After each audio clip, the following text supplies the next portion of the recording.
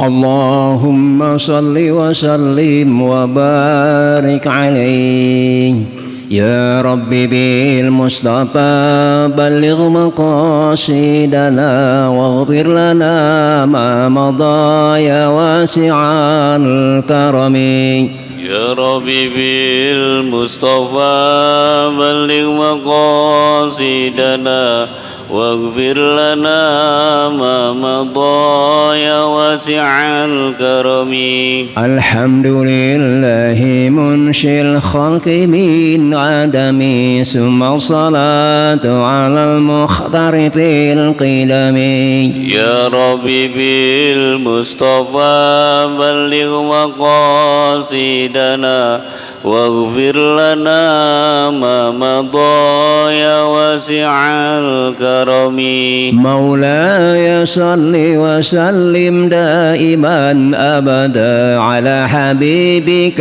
خير الخلق كلهم يا ربي بالمصطفى بلغ مقاصدنا واغفر لنا ما مضى يا واسع الكرم محمد سيد الكونين والثقلين والفريقين من عرب ومن عجم يا ربي بالمصطفى بلغ مقاصدنا واغفر لنا ما مضى يا واسع الكرم نبينا الآمر النهي فلا أحد أبر في قول لا منه ولا نعم يا ربي بالمصطفى بلغ مقاصدنا واغفر لنا ما مضى يا واسع الكرم هو الحبيب الذي ترجى شفاعته لكل حول من الأحوال مقتحم يا ربي بالمصطفى بلغ مقاصدنا واغفر لنا ما مضى يا واسع الكرم اللهم صل وسلم وبارك عليه. Assalamualaikum warahmatullahi wabarakatuh. Alhamdulillahi rabbil alamin wa bihi nasta'in ala umurid dunya waddin. Wassalatu wassalamu ala asyrafil mursalin habibina wa syafi'ina wa maulana Muhammadin wa ala alihi wa sahbihi ajma'in. Qala Allah Ta'ala fil Qur'anil Karim a'udzu billahi minasyaitonir rajim bismillahirrahmanirrahim yarfa'illahu allazina amanu minkum wallazina utul ilma darajah sadaqallahul azim. Para alim ulama, para asatiz, para hujat yang kami muliakan, wabil khusus guru kita Al-Mukarram Al-Ustaz Helmi Yusuf MA, hadirin jamaah Masjid Jami Al-Anwari yang berbahagia. Pertama-tama mari kita panjatkan puji syukur kehadirat Allah Subhanahu wa taala. Alhamdulillah pada sore menjelang malam hari ini kita masih diberikan berbagai macam nikmat, utamanya nikmat Islam, iman serta nikmat sehat wal afiah. Sehingga kita baru saja telah melaksanakan salat maghrib berjamaah, kemudian kita lanjutkan dengan melaksanakan salah satu kewajiban kita, yakni menuntut ilmu. Salawat serta salam kita haturkan kepada junjungan kita baginda Nabi besar Muhammad sallallahu alaihi wasallam. Semoga kita semua akan mendapat sahabat beliau di yaumil akhir. Hadirin yang kami muliakan, mengawali kajian kita pada malam hari ini, mari kita bacakan suratul Fatihah.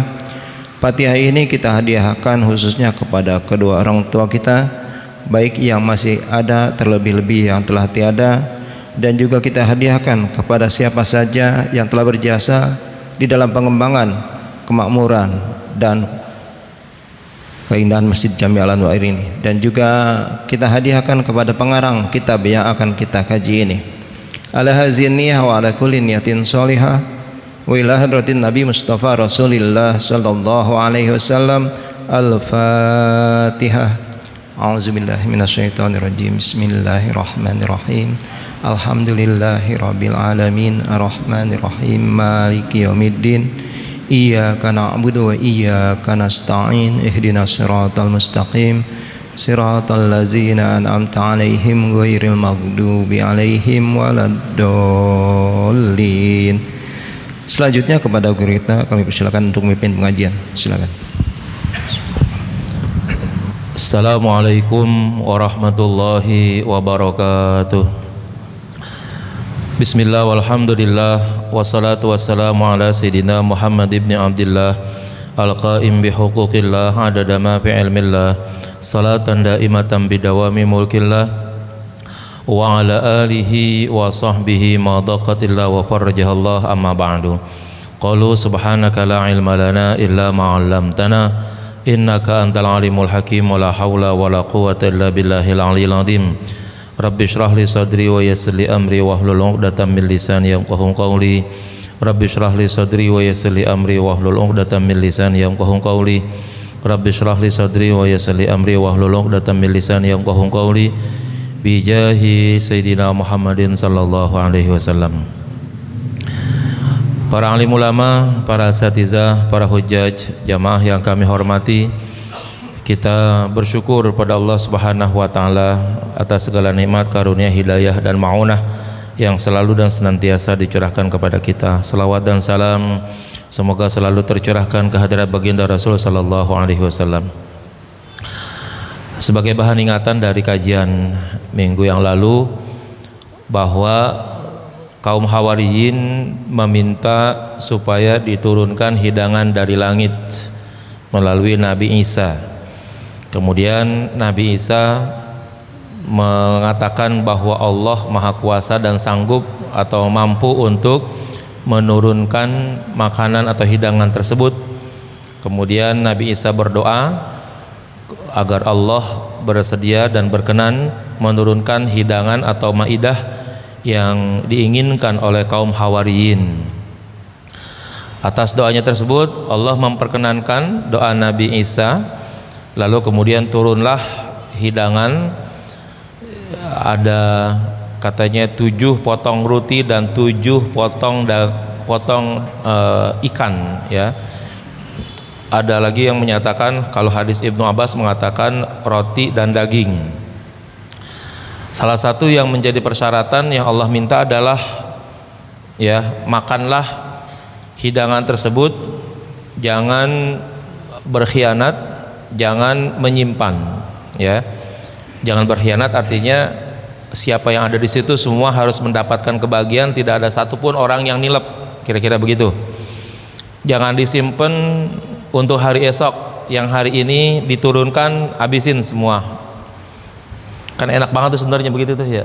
Kalau kita gitu, kalau masih ada aja orang yang kayak begitu tuh, kayak Nabi Isa begitu, ya udah tuh kita kagak kerja dah. Kalau gitu minta aja media dah tiap hari begitu.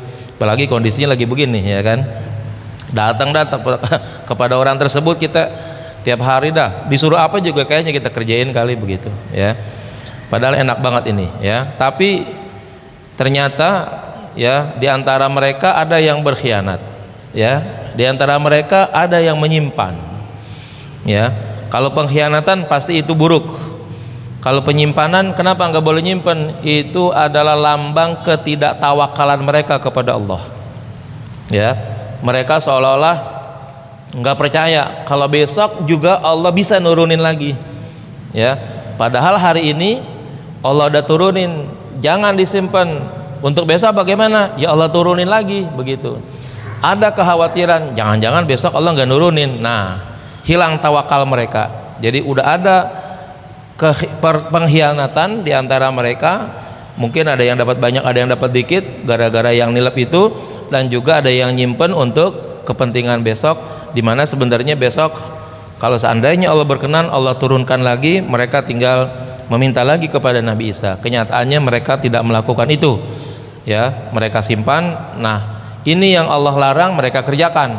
Akhirnya mereka, orang-orang yang mendapatkan hidangan tersebut, dirubah oleh Allah menjadi kera dan menjadi babi. Itu begitu, ya, lambang binatang-binatang yang rakus tuh, ya, lambang binatang yang rakus. Monyet, ya, kera itu dengan dua tangan dan dua kakinya, itu dua-duanya bisa ngambil tuh tangan dan kakinya, ya. Nanti dipraktekin begitu. Kalau ada monyet yang udah dewasa, coba pegang pisang satu sisir, ya, copotin, kasih dia satu, kasih lagi satu, kasih lagi, itu bisa jadi 4-4, ya, dua tangan dua kakinya ngambil semua tuh, ya, saking rakusnya kera atau monyet. Begitu juga babi, ya, makan babi itu makanan yang paling jorok, sampai kotorannya pun itu mereka makan juga. Jadi babi kalau temannya lagi buang air nih, temannya yang lain udah nungguin tuh, ya, temannya yang lain udah nungguin, temannya bangun dari buang air langsung tuh diserang, ya, kotorannya tuh saking, ya, rakusnya sampai kotoran temannya itu, ya, dimakan juga. Itu lambang daripada rakusnya orang tersebut, ya. Sebenarnya Allah bisa saja kan ngerubah jadi kambing yang cakapan dikit begitu, ya, atau jadi kerbau kali begitu. Ternyata enggak, Allah jadikan kera dan jadikan babi. Nah, karena apa? Perilaku mereka yang rakus dan khianat serta menyimpan hal untuk besok sebagai lambang, ya, kerakusan mereka. Baik, itu yang sudah kita jelaskan. Kita lanjutkan. Bismillahirrahmanirrahim pada ayat 116. Wadhkur idh qala ay yaqulullahu li Isa fil qiyamati taubikhan liqaumihi. Dan ingatlah ketika Allah berfirman li Isa kepada Nabi Isa fil qiyamati pada hari kiamat, taubikhan liqaumihi, sebagai pencelaan atau sebagai hinaan kepada kaumnya.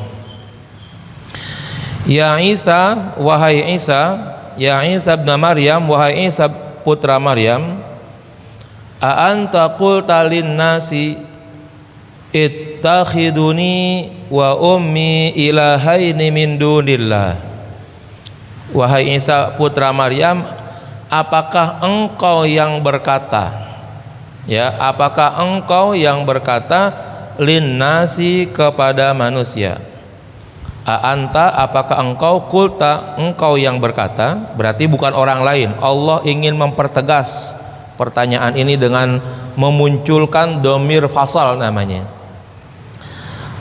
Apakah engkau, bukan orang lain, hai Isa putra Maryam, engkau yang berkata linnasi kepada manusia? Apa kata Isa itu kepada manusia? Ittakhiduni, jadikan aku, wa ummi, dan ibuku, ilahaini, sebagai dua Tuhan, min dunillahi, selain Allah. Qala, Nabi Isa akan menjawab nanti, qala Isa wa qad ar'ada, ya, Nabi Isa bergetar katanya, subhanak, tanzihan laka, maha suci engkau ya Allah, amma la yaliqu bika, dari sesuatu yang tidak pantas bagimu, minasyariki, dari sekutu, wa ghairihi, dan lain sebagainya, dan selain sekutu. Subhanaka ma yakunu ma yambaghi li, tidak pantas bagiku, an aqula, untuk aku katakan, ma laisa li bihaqqin, ya, tidak pantas aku katakan yang tidak patut bagiku untuk aku katakan. Khobaru laisa, bihaqqin itu khobaru laisa, di situ ada bi Biasanya kalau ada nafi, ada jar, itu biasanya berfungsi sebagai taukid. Wali dan lafaz li litabyin, untuk memberikan penjelasan. In qultuhu, jika aku mengatakan seperti itu, jika aku mengatakan wahai kaumku jadikan aku dan ibuku sebagai Tuhan, kalau Nabi Isa ngomong begitu, faqad alim tahu, maka sesungguhnya, maka semestinya engkau pasti sudah tahu. Ta'lamu ma ukhfihi, engkau terus menerus tahu terhadap apa yang aku rahasiakan, fi nafsi, pada diriku, wala a'lamu, sementara aku tak pernah merasa tahu, ma fi nafsika, terhadap apa yang ada pada dirimu, ay ma tukhfihi, yaitu sesuatu yang engkau sembunyikan ya Allah, mima'lumatika, daripada pengetahuan-pengetahuan kamu. Innaka anta 'allamul ghuyub, sesungguhnya engkau, yakni engkau, tidak ada yang lain, 'allamul ghuyub, maha mengetahui terhadap hal-hal yang gaib. Jamaah sekalian, ini masih menjelaskan ya pertanyaan-pertanyaan atau permintaan pertanggungjawaban Allah kepada para nabi di hari kiamat nanti. Kiamatnya belum terjadi nih, tapi Allah udah ngasih tahu sama kita ya, kiamatnya belum terjadi, tapi peristiwa sebagiannya diantaranya adalah ada proses pertanggungjawaban para nabi di hadapan Allah, sudah Allah kasih tahu kepada kita.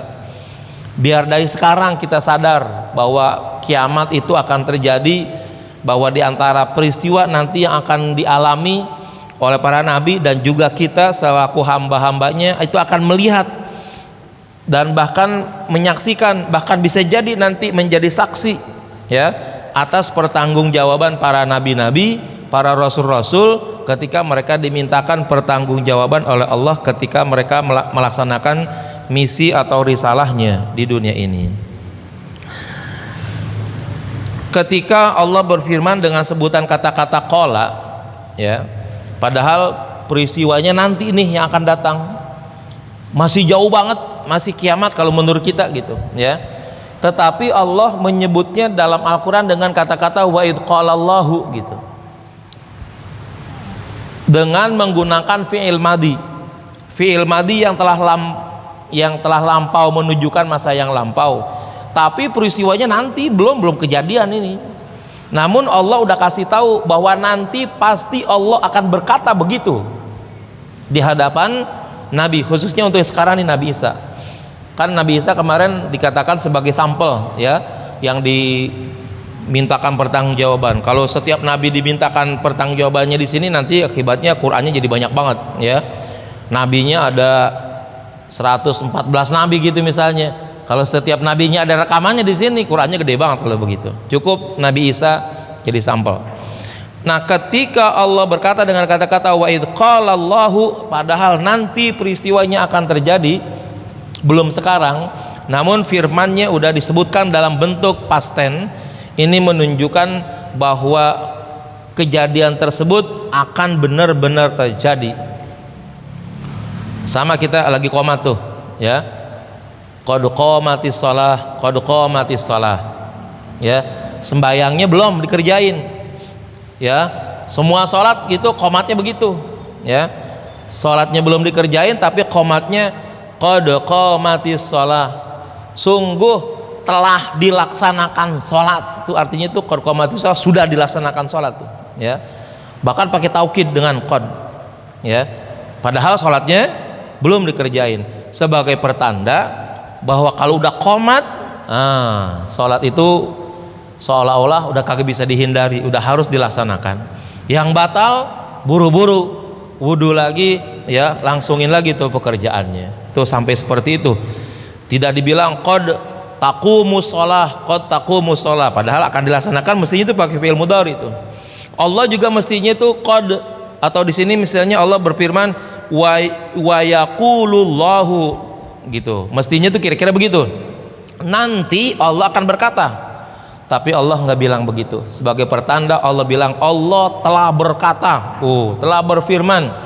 Sebagai pertanda bahwa kejadian ini nanti udah dapat dipastikan kejadiannya. Apa pertanyaan Allah kepada Nabi Isa yang dimintakan pertanggungjawabannya? Wahai Isa, kata Allah, anta qulta lin-nasi ya, apakah engkau yang berkata kepada manusia itakhiduni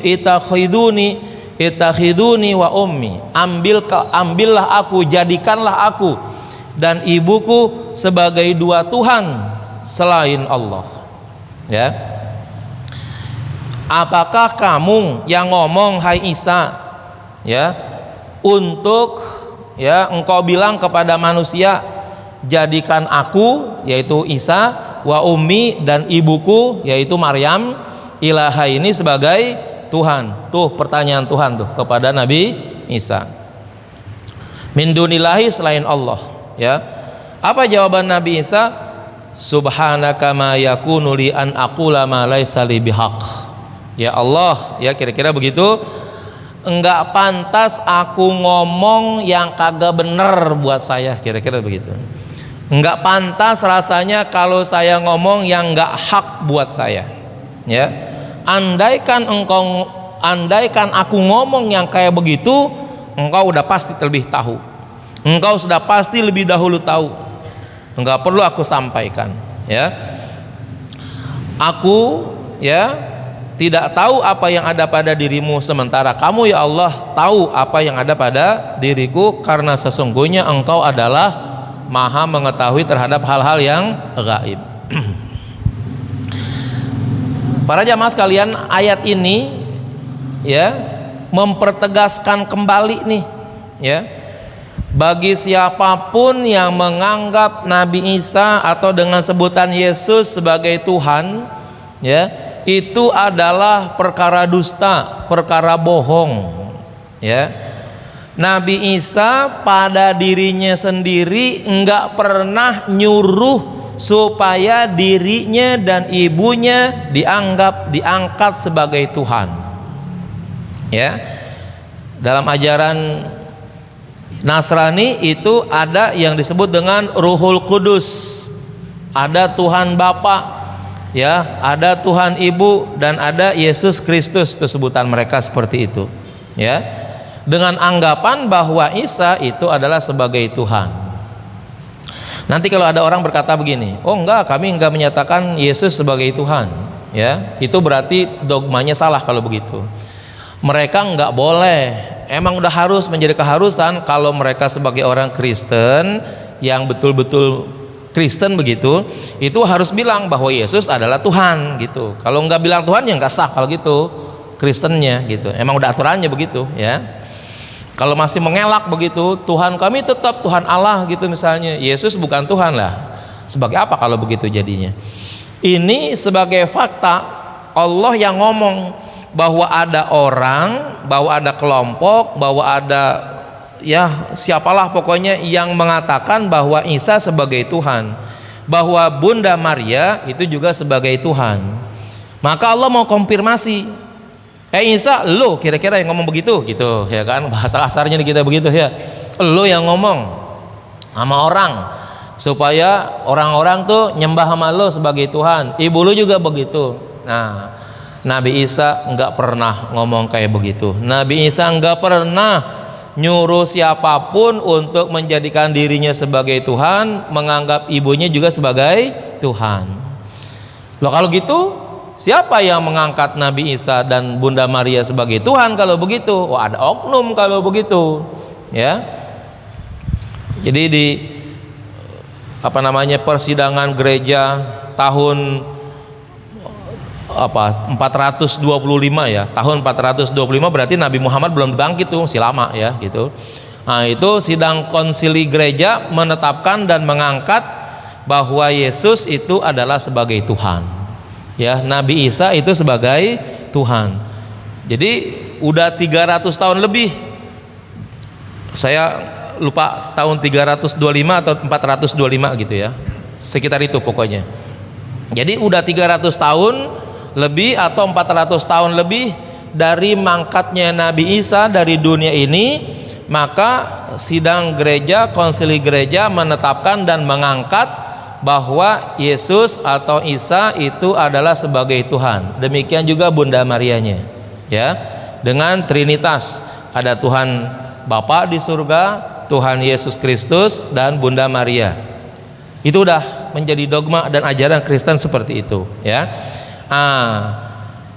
Jadi kalau begitu ada orang yang mengaku sedemikian dan mengangkat sedemikian.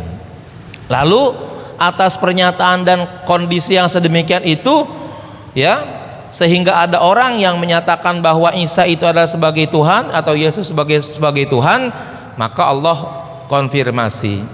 Allah meminta pertanggungjawaban dulu. Ada orang yang mengaku bahwa kamu sebagai Tuhan, ibumu sebagai Tuhan, itu atas perintah kamu bukan, gitu, ya, atas kemauan kamu bukan. Nabi Isa menjawab, ini pernyataan Nabi Isa bahwa saya tidak pantas untuk menyatakan sedemikian. Artinya saya tidak pernah menyatakan bahwa saya adalah Tuhan, ibu saya adalah Tuhan selain Allah. Nih penghormatan kita kepada Nabi Isa nih seperti ini nih, ya. Yang pertama, kita agungkan Nabi Isa sebagai nabi besar. Kita sebut Nabi Isa adalah sebagai ulul azmi. Di antara urutan nabi-nabi, Nabi Muhammad, Nabi Ibrahim, Nabi Musa, Nabi Isa, Nabi Nuh, itu adalah nabi yang kita sebut sebagai ulul azmi.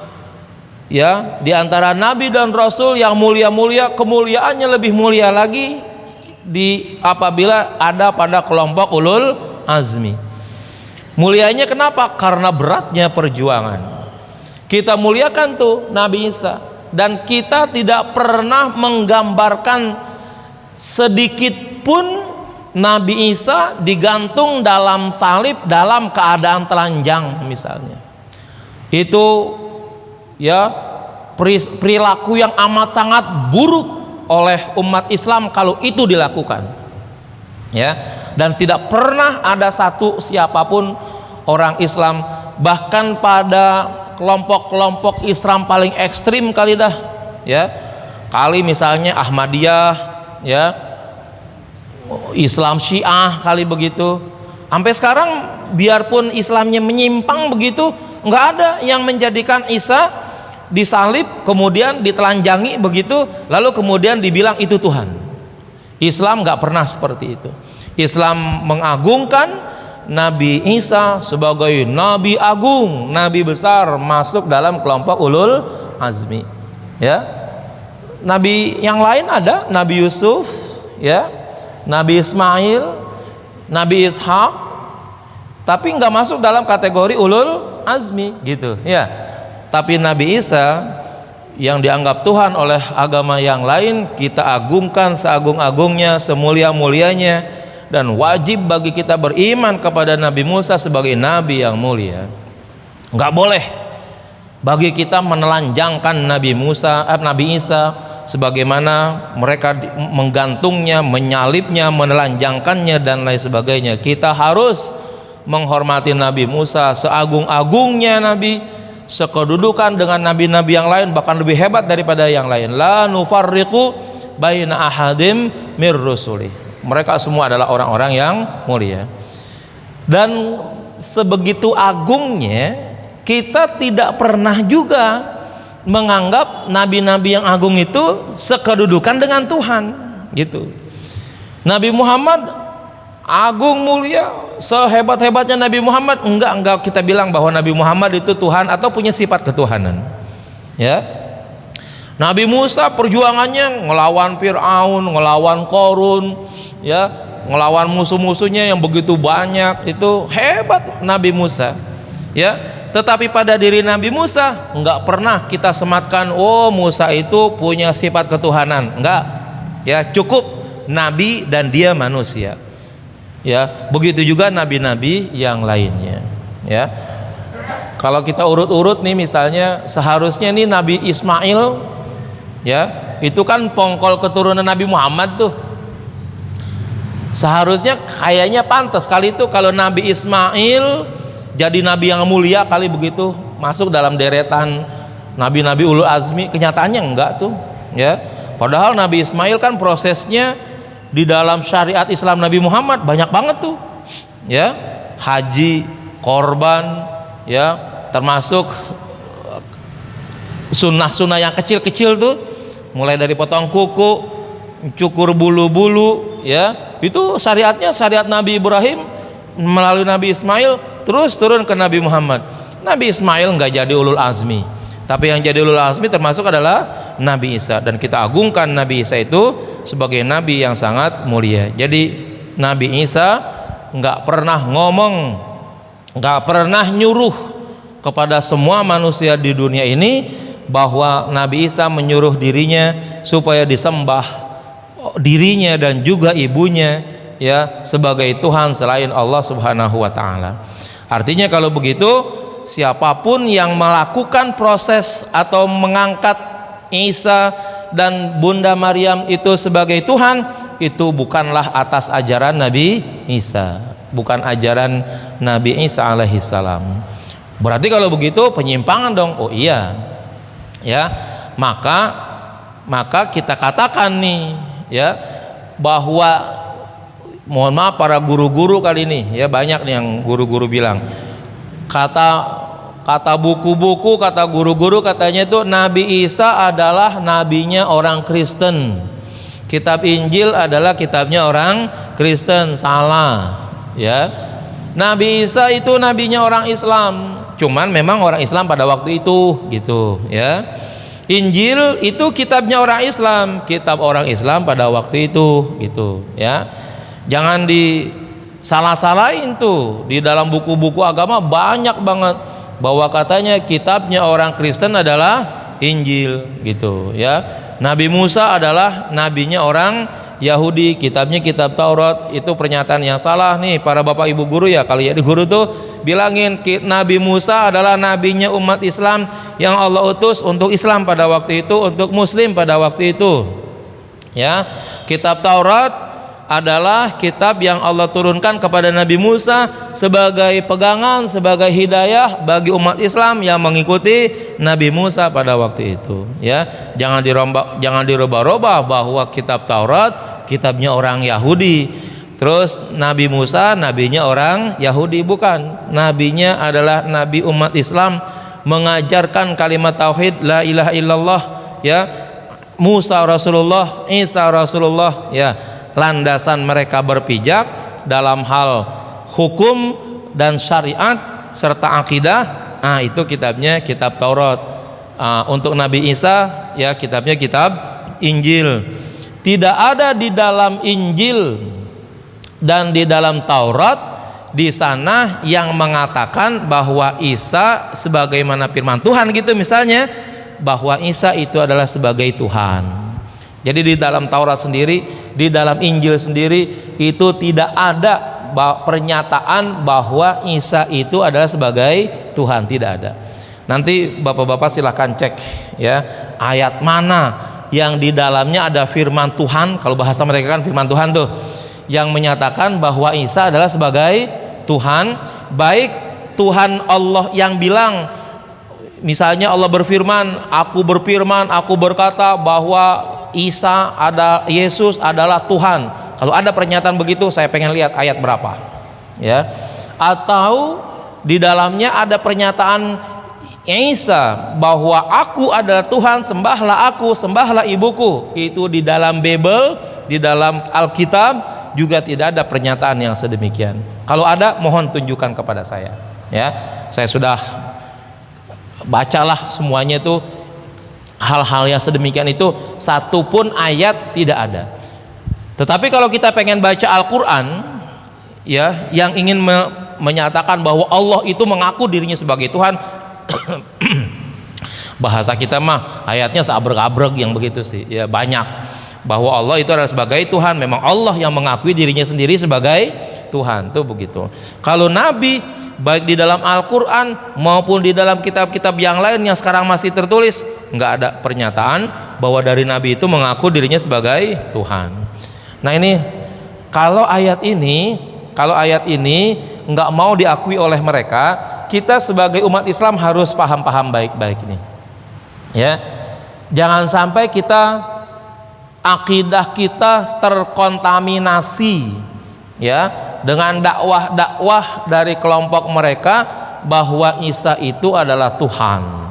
Ya. Mau propagandanya bagaimana kek, ya, mau janji-janjinya masuk surga kek dan lain sebagainya, pokoknya harus akidah yang mendasar dulu bahwa Isa itu Nabi Allah, dia manusia, lahir dari Maryam binti Imran, ya, sebagai manusia biasa yang memang Allah lahirkan dalam bentuk yang punya sistem yang agak berbeda untuk menunjukkan bahwa Allah punya kuasa atas pola-pola kelahiran manusia. Adam pola kelahirannya beda, Siti Hawa pola kelahirannya beda, Nabi Isa pola kelahirannya beda, manusia secara umum kelahirannya juga beda-beda untuk menunjukkan betapa kudrat dan iradah Allah itu ada pada proses kelahiran manusia.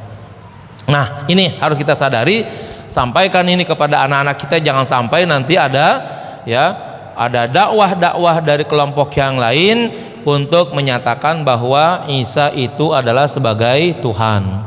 Isa itu diangkat Tuhan oleh hasil rapat, hasil konsili gereja, lalu kemudian akhirnya dilantik oleh Paus ya tahun 425 bahwa Yesus atau Isa yang sudah mati itu dilantik sebagai Tuhan.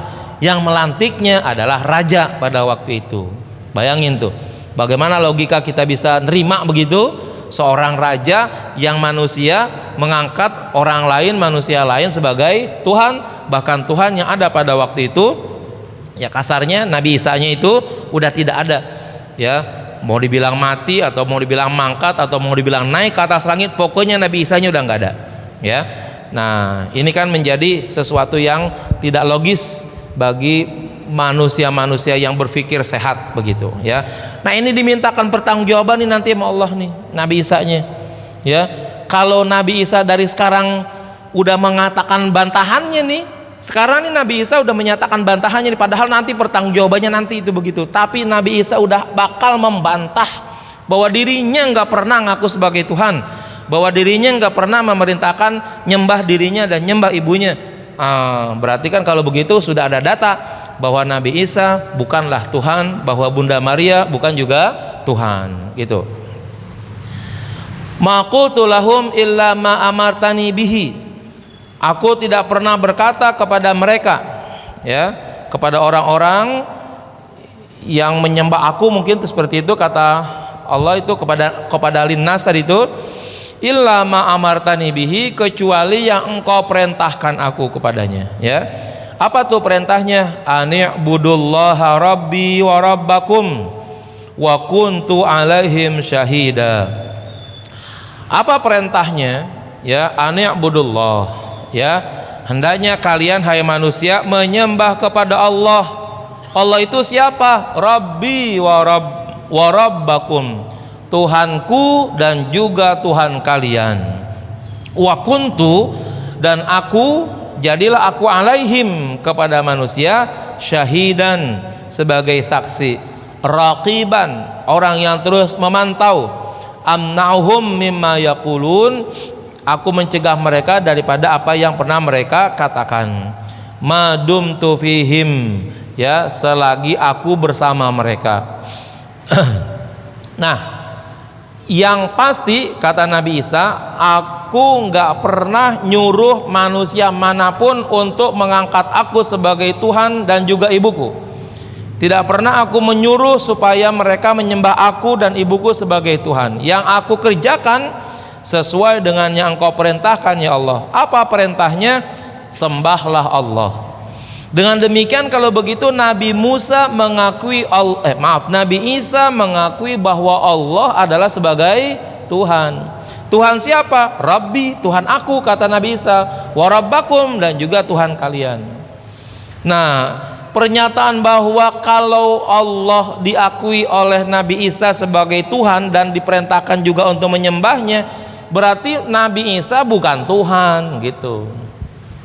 Bagaimana mungkin Tuhan mengakui supaya menyembah Tuhan yang lain? Nggak ada gitu ya.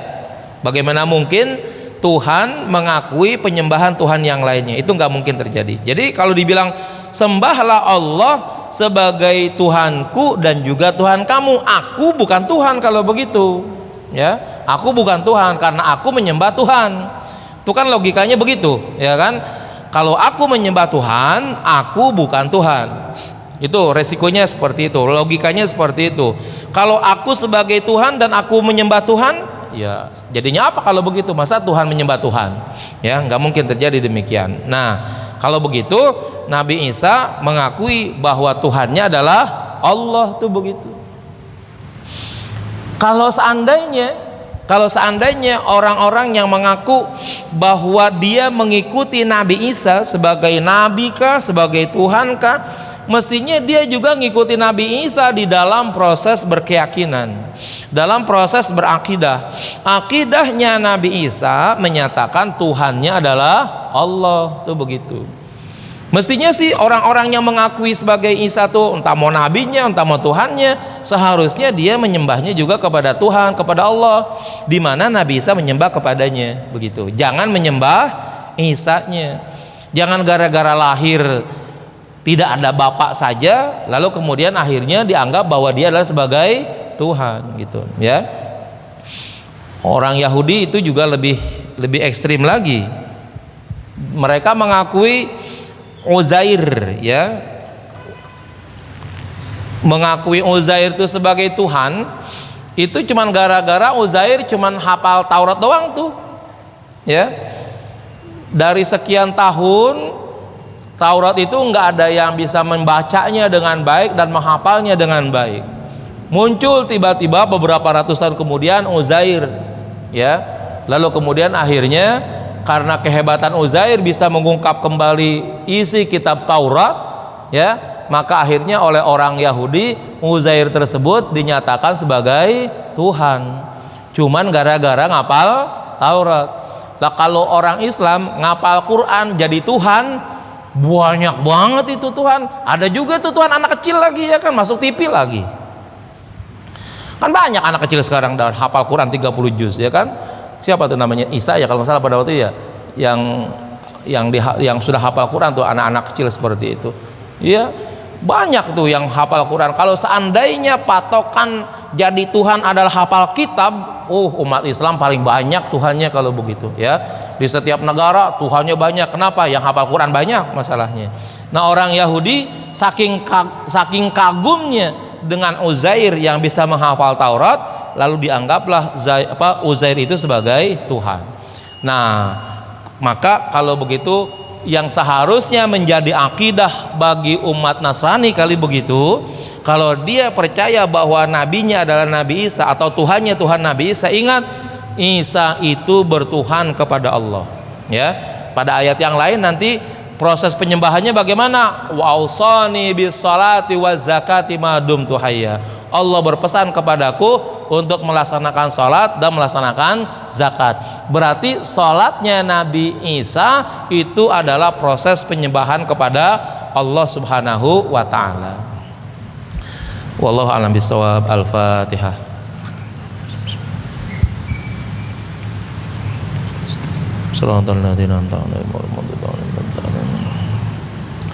Bismillahirrahmanirrahim. Alhamdulillahirabbil alamin. Allahumma shalli ala sayyidina Muhammad wa ala ali sayyidina Muhammad.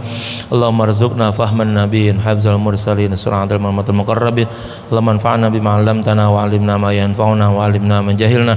Allahumma ij'alna wa auladana banatina wa dhurriyyatina min lahmi wal khair. Wa la taj'alna wa iyyahum min al-syarri wa dhirra wa qulubana wa qulubahum wa arifin. Wa hdina wa iyyahum siratal mustaqim siratal ladzina an'amta 'alaihim ghairil maghdubi 'alaihim waladdallin. Rabbana atina fid dunya hasanah wa fil akhirati hasanah wa qina adzabannar. Sallallahu alaihi wasallam Muhammad wa ala sayyidina Muhammad walhamdulillahirabbil alamin. Mohon maaf. Assalamualaikum warahmatullahi wabarakatuh. Terima kasih kami ucapkan kepada Dr. Yusuf yang telah memimpin pengajian. Mudah-mudahan apa yang disampaikan bermanfaat bagi kita semua. Akhirnya saya tutup billahi taufiq wal hidayah. Assalamualaikum warahmatullahi wabarakatuh.